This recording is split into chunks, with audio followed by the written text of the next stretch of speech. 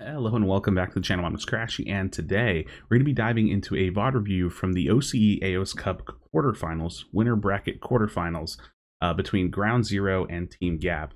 Ground Zero being Lucia's team and Sulu's team, if y'all know them from the past, some players that I've played with, and then Team Gap, another strong OCE team, presumably in the region. So let's go ahead and take a look at the matchups. We have a mirror match bot lane of Blissey, Ninetales, and Hoopa, of which I'd say the builds are looking pretty standard. Jurak on the left side, Team Blissey running Assault Vest, Lush running a Score Shield, and then the Hoopas are running very similar builds with EXP Share Focus Band, and then one's got a Buddy Barrier and the other's got a Muscle Band. So we have mirror matchups between the jungle pick, which one is going to be an X attack with Sulu with a weakness policy, so trying to raise that attack stat, not leaning on the Buddy Barrier or like a focus band or anything.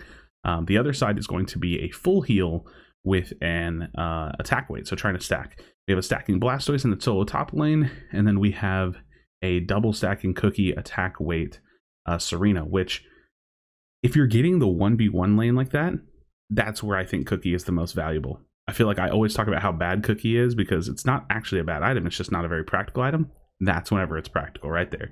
Getting that item stacked up and stacking it next to your attack weight, basically having that item be like your Buddy Barrier. Yeah, that's a lot of health. So let's dive into it. All right. Don't think that they're changing the picks. We'll skip forward a little bit, try to get to the game. And this is actually game 2. Wanted to dive into this one, and we'll see what we got. So watching the junglers, I always think spectating the junglers is a little boring. I never felt like that was like the best thing to watch. They should always put us in the lane first to see the context of who's getting the farm and things. But you know, here we are. It's all good. Observing takes time for the observers to kind of like learn what's an important point feature, because we're literally getting no information right now in the game. So 9:30. We'll see if anybody's doing any early ganks or any rotations. Looks like Ground Zero has the majority of the farm, if I had to guess. So, yeah. All right, early gank coming in the bottom lane. Sulu might get taken down. He's got that ranged red buff against him. So, or top lane, sorry. They had the Hoopa rotate up. I saw the Hoopa. So the Hoopa rotated up, and yeah. This is what's going on right now. A lot of hyperspace hole metas going on. A lot of counteracting, trying to stay ahead. Means things are just a little bit all over the place. 850B spawn. We got 3 people in top lane. This is something that I figured was going to start happening, because once you have hyperspace hole, if you're isolating the jungler and giving them more farm, that's a bad thing. So at minimum, you could rotate the Hoopa or someone from the bot lane up to help with bees, because then that slows the jungler down some, kind of keeps them from hitting level 9, or at least tries to stop it, counter ganks it. And if one side's doing it with hyperspace hole, the other side will probably do it as well. So we saw 2 hyperspace hole teams rotate an additional player up to top lane to help out with the 850Bs. So just something to think about, probably doing that to slow down the junglers. They don't want to let those junglers hit level 9. So Team Gap, left side jungle, level 7. Sulu on Ground Zero for the right side. Greninja, level 6. We have a little bit of an experience lead we can see. We can just physically see it is all. And we'll see where we go from here. So, Team Gap jungler, Greninja sitting in top lane right now. And there's 3 of them up there. We have 4 people. Sulu ticking into level 7. Level 7 super, super important, by the way, just because of Surf. That's why I'm making note of it. So, level 7 of the bot lane now, 735. We'll see where the rotation hits. Hyperspace hole comes out, and now it looks like they want to stack bottom. So we see really big aggression coming out here. They probably could have dove if it wasn't for that, but hyperspace hole makes diving tier 1 towers a little bit risky, because as long as those enemy players are near their own goal somewhere, they're able to get out. So good experience coming out from both sides, presumably. You can imagine that the Greninja in top lane did very well for himself, because he is sitting at level 8. Sulu just taking into level 8, 8.25 now. So it's always important. Look, I'm going to pause really quickly. It's always important to, if you're a jungler yourself, even if you're a laner, it's important to look at the levels, like press your start button and like look at the levels, things like that. Look up the scoreboard if you're on mobile and look at the levels, but also to know where they are in the level. So like when I'm jungling, I'm constantly thinking like, okay, I might be 7.5, but he's 8.25. So he's winning the trade. He's winning the race to level 9. So now I start making decisions based off that. And these teams do that as well. So we see Suluwu, Greninja for ground 0 at 8.25, roughly. And we haven't seen the opposing Greninja in a little bit, but just something to think about. Something to think about. So the opposing Greninja is at, they're winning the race, so they're taking the flip. Okay, so ground 0 gets it. So the opposing Greninja just got level 9, just now, as he died. No, that's not right. I thought he did. He was getting close to it. But what ended up happening was the left side's Greninja was ahead in experience, and even though they win this push, ground 0 got the Dreadnought, and then Joe for the Serena for ground 0 also stays top. So we'll see if he breaks this or if he just keeps it to farm, because it's an even break. If he breaks it, he may just keep this lane to farm. But the reason why I think we saw such an aggressive flip there is because Team Gap was actually winning. Oh, wow, and they turned this around. This is huge. I need to pause for a second. I need to get my thoughts out. So Team Gap, we'll actually take it back. We'll take it back. Team Gap is winning the race to 9, right? So you can see Suluwu is at 8.25, and it's hard to tell, but like I'll wait for him to get in frame. The opposing Greninja is at like 8.75, almost 8.75.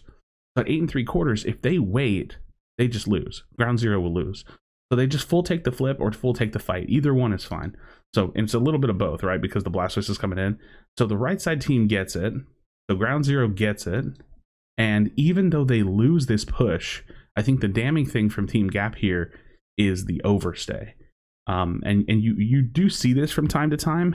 So look, they lose out here in full. They get a reset. I mean, this is a big push right here, right?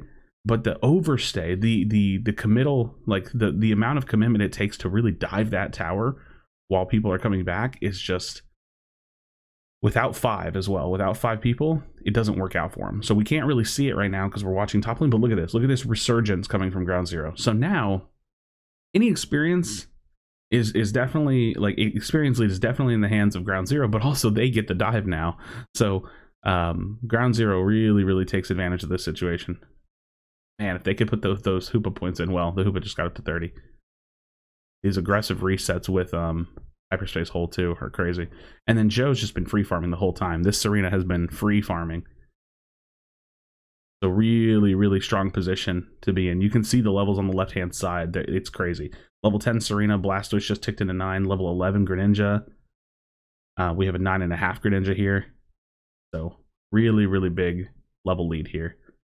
Just shy of 100 points. So ground 0, they're up in the series 1 game, but they're also doing very well here. Team fight wise, we'll have to see how it goes, because on paper, if I'm being honest, I feel like the left hand side's team fight looks stronger to me.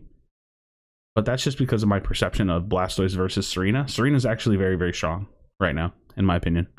I think she's probably, like, when people ask you, like, oh, what's like a character that you think is really underrated? It's probably Serena.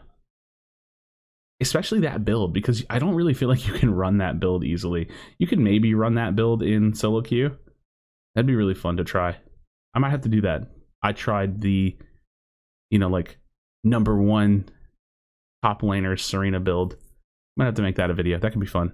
All right, Dreadnought 2. Big fights coming out. The Hoopa Unites are out. And we're seeing Suluwu start to tear. It looks like Joe's staying alive against the Hoopa. The Hoopa goes down, or Joe goes down. The Serena goes down, but Hoopa can't stay alive, and they're just going to peel back and clean up on this. So they were super aggressive on the goal.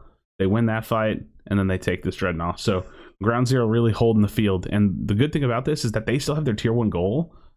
So they can just, like, port up or stay bottom. They can farm. They can do whatever they want. And then they can be aggressive on this Rotom whenever they want to, right?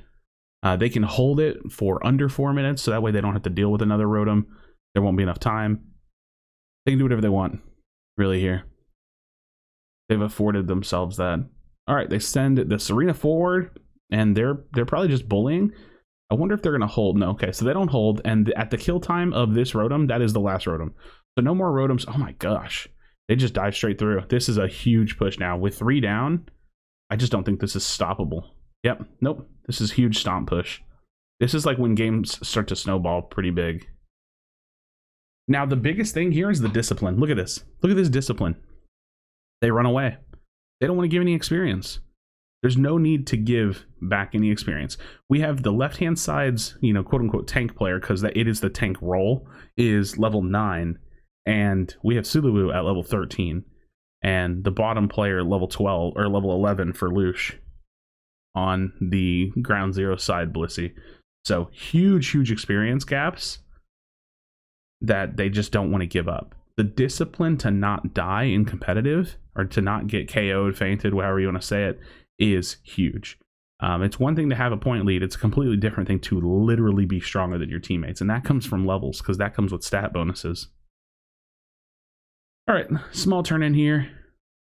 Ground zero's discipline. See, I wish we had kill death assists, because if we could see that at the end of the game, it would really show like a measure of like the discipline in that regard. 2:35 on the clock. The last Dreadnought is up. You can see the UI in the top right. Ground zero has gotten 2 Rotoms, 2 Dreadnoughts. They're going to make it a third. And then we go into our last team fight. Again, this was from day 1 of yesterday's AEOS Cup. So I believe that they'll be diving back into it today sometime, maybe. Well, the OCE time zone is hard for me to keep up with, so it's hard for me to say when it's actually happening, but I'll be looking forward to watching the final day of this. And then if you're watching this, I might be live now, or I will be live today watching the NA AEOS Cup. So I'm going to be live for a big portion of the day. Look at this fight, though. Very, very big fight. I got to watch this one back, because this one broke so fast.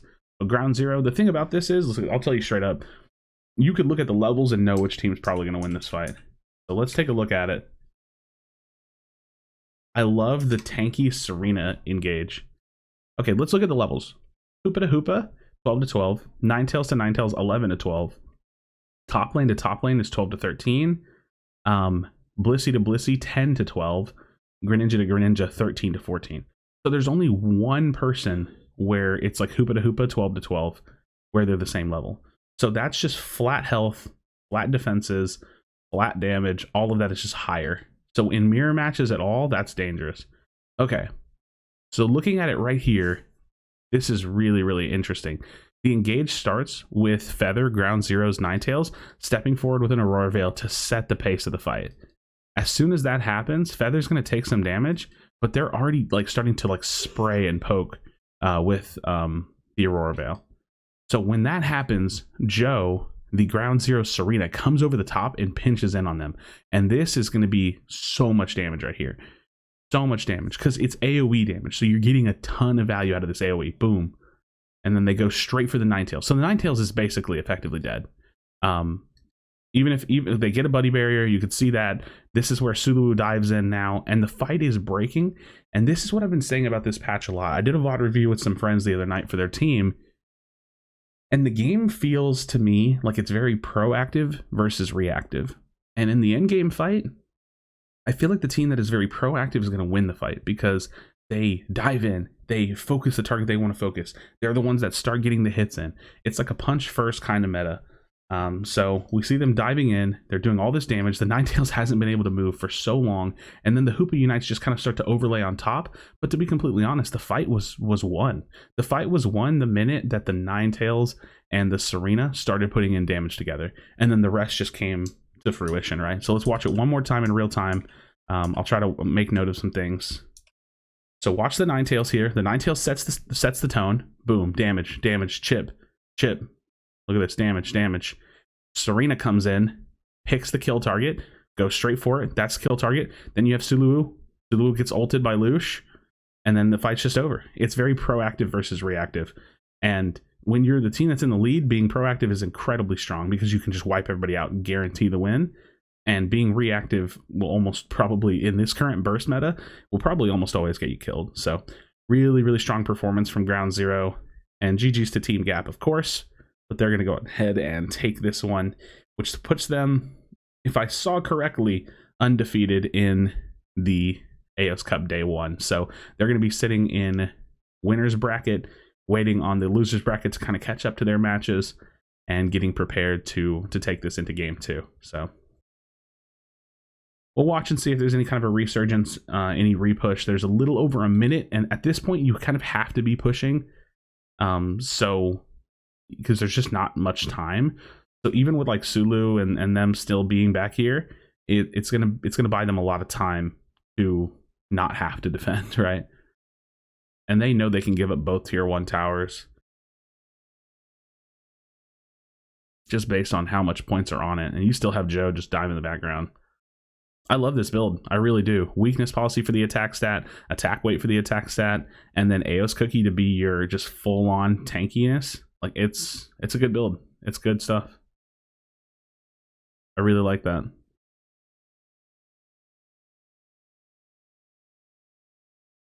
I think if I was jungling that build, you actually just can't jungle that build, because even if I wanted to, you would have to stack the attack weight at minimum. So that's definitely like a solo top Serena build, which is really nice. You could probably pull it off in pub, so like I said.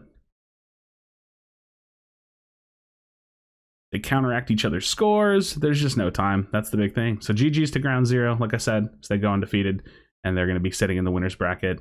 Friends, thank you so much for watching this video. Like I said, make sure you stop by the channel. Might be streaming, might be watching some NA AEOS Cup, and doing our thing for that. So as always, drop a like on the stream. Appreciate it. Subscribe to the channel if you haven't for future Pokemon Unite content, whether it be builds, videos, guides, and competitive content as well. As always, be sure to be kind to one another. Tell someone you love them, and I'll see you in the next video.